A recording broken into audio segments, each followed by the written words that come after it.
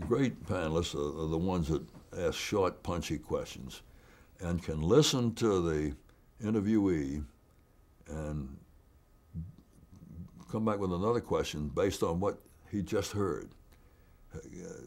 You're not so tied up in the three questions you're going to ask that you're not listening and see an opening that you hadn't expected, and you react to the person that you're interviewing.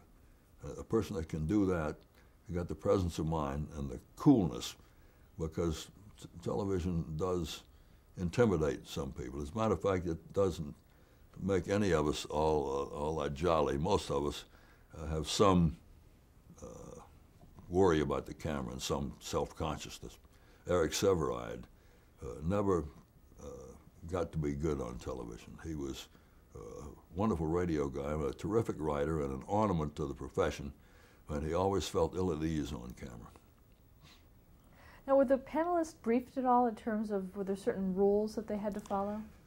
Spivak started these rules, and he had an understanding that you're there before the program, maybe 15, 20 minutes. You do not talk about the program. You don't talk about, I'm going to ask this, you ask that, because you don't want to take away any spontaneity. People are reluctant to go on the air. They try to avoid saying something they may have said to their fellows just before you went on the air, because you think you're embarrassed saying the same thing your friend just heard you say before the program started. So it may have been the best thing you had to say, but now you can't say it because you just said it to somebody, and you have this inhibition against saying it on the air and repeating yourself. And so you didn't talk about what was going to happen. You didn't have any arrangements about what you were going to ask, what part of the subject matter one person would take, and what part of the subject matter somebody else might take. And you kept the conversation from going to the interview subject. The interview subject would be sitting there for 10 minutes ahead of time, because you've got to put some makeup on, you've got to look at the lights and that sort of thing.